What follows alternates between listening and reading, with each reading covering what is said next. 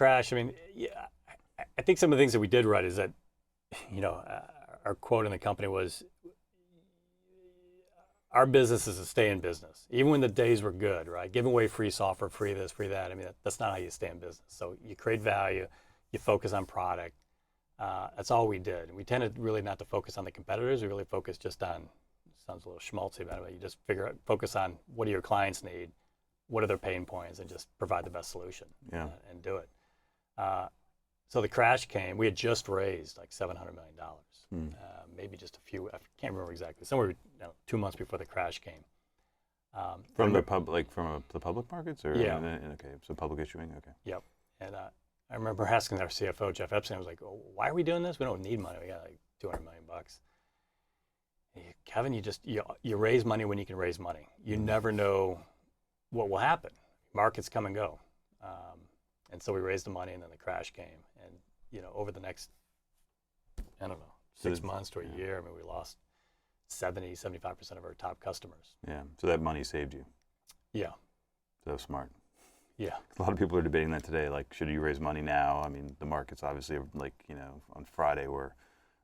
yesterday we're down 6.5%, and I guess they're volatile today or whatever. And so, I definitely, the old saying, bears and, what is it?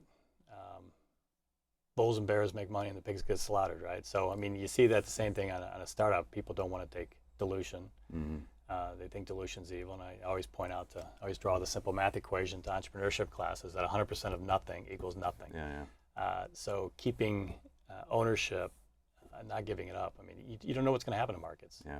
I know so many companies. I was an investor in a company that was about to go public and was betting on going public, and everything was contingent on them going public, and then the market shut down. And it shut down for how many years? I mean, it shut down for 5 years. Even longer. I mean, it's just now coming back. So you just never know. It's always good to have money. So looking back on DoubleClick, like, what do you think? Like, what are the things that, if you sort of like, what were the key things that made it successful in your mind? Was it just timing, luck? I'm sure that's part of it, but also you did some smart things. Yeah, I mean, absolutely. There's always that element of luck. You're at the right place at the right time. I mean, we all knew the internet was going to be big, but no one knew it was going to be this big.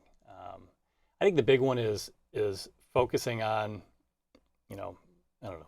My philosophy on business is just simple. You provide the best technological solution to a big problem, and then you hire what I call smart athletes. Hire just super talented people that can scale. Athletes meaning kind of generalists that can do lots of different things.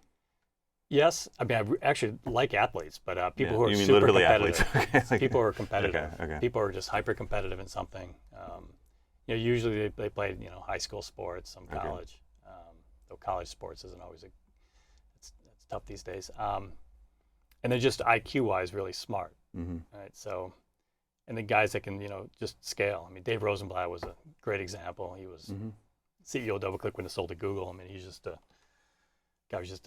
we used to call him the Michael Jordan. Smart guy that never failed.